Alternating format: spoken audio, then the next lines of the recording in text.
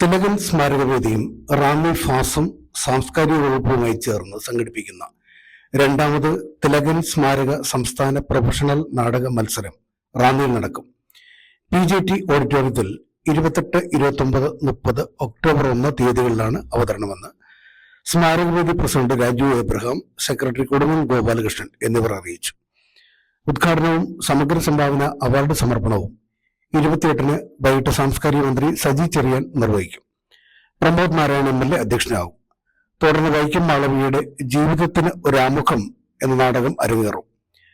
29-ന് തിരുവനന്തപുരം അജന്തയുടെ വംശം, 30-ന് കായംകുളം പീപ്പിൾസ് തിയേറ്റേഴ്സിന്റെ അങ്ങാടി കുരുവികൾ, 1-ന് ഓച്ചിറ സരികയുടെ സത്യമംഗലം ജംഗ്ഷൻ എന്നീ നാടകങ്ങളും അവതരിപ്പിക്കും. പ്രവേശനം സൗജന്യമാണ്. Positive news.